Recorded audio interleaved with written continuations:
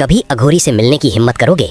शायद नहीं। और अगर आपको पता चले कि उनकी मृत्यु के बाद क्या होता है तो रोंगटे खड़े हो जाएंगे, क्योंकि अघोरी की मृत्यु के बाद उसका अंतिम संस्कार आम लोगों की तरह अग्नि से नहीं किया जाता।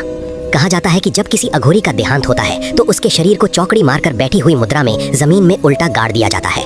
करीब 1.25 महीने तक उसे उसी अवस्था में धरती के भीतर रखा जाता है। 1.25 महीने बाद जब शरीर पूरी तरह गलने लगता है तब उसकी खोपड़ी को अलग किया जाता है।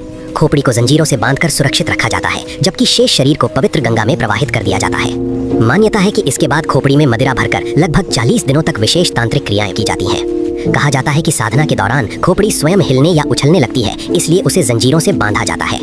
विश्वास ये भी है कि अगर ऐसा न किया जाए तो उसमें मौजूद ऊर्जा किसी को नुकसान पहुंचा सकती है। जैसे सामान्य जीवन में लोग अपनी संपत्ति का बंटवारा पहले से तय कर देते हैं, वैसे ही कुछ अघोरी अपनी खोपड़ी किसे सौंपनी है ये पहले ही निर्धारित कर देते हैं। लेकिन सबसे बड़ा प्रश्न अब भी बाकी है, मृत्यु के बाद उनकी आत्मा का क्या होता है? जानने के लिए देखिए पार्ट 2।